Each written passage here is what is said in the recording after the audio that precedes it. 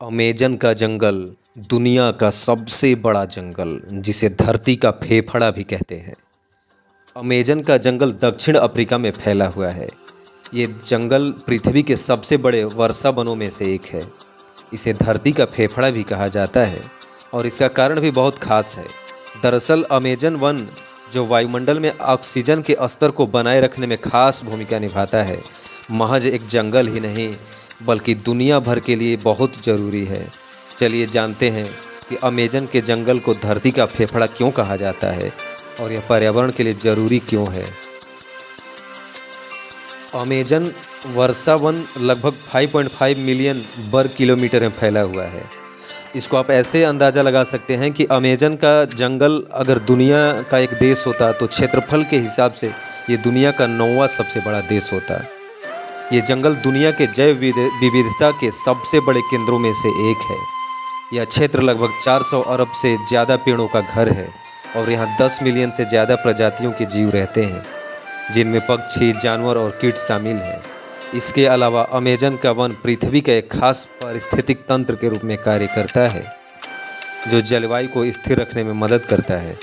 Amazon के जंगल को धरती का फेफड़ा इसलिए कहा जाता है क्योंकि यह विशाल क्षेत्र वायुमंडल में ऑक्सीजन का उत्पादन करता है और कार्बन डाइऑक्साइड को अवशोषित करता है, जैसे हमारे शरीर के फेफड़े करते हैं।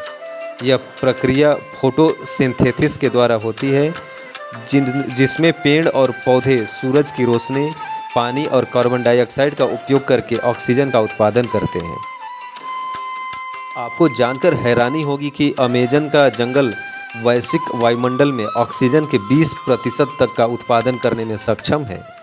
इसके अलावा यह जंगल बारिश के पानी को अवशोषित कर उसे फिर वातावरण में छोड़ता है।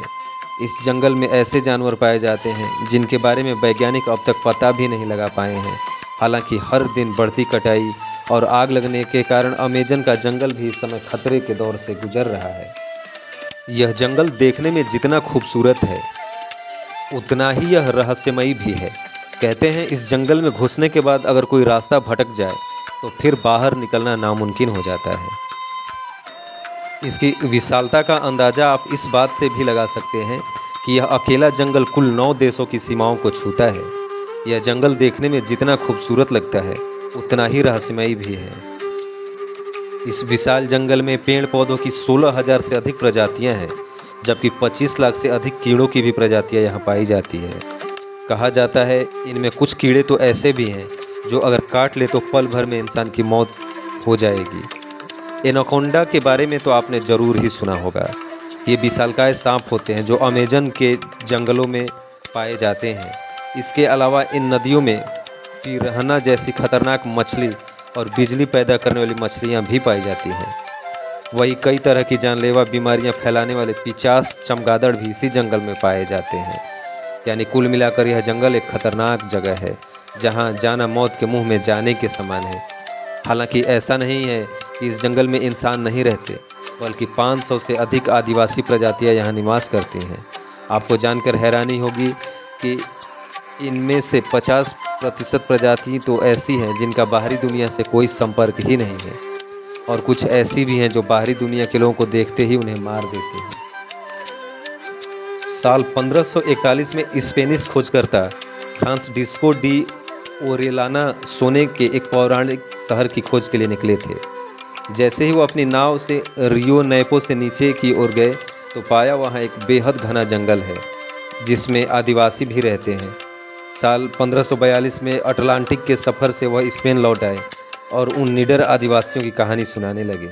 यूनानी पौराणिक कहानियों के आधार पर इस जगह का नाम अमेजन रखा गया। 17वीं सदी में अमेजन के जंगल में सिनकोना पेड़ की खोज की गई, जिसकी छाल से बनी दवा कुनैन मलेरिया के इलाज में काम आती है। यही ब्राज़ील नट यानी ब्राज़ील अखरोट का पेड़ भी मिला जो 1000 साल तक जी सकता है। ऐसे ही कई पेड़ यहाँ खोजे गए। कुछ वैज्ञानिकों का अंदाज़ा है कि यहाँ के 70% पौधे कैंसर के इलाज में उपयोगी हैं।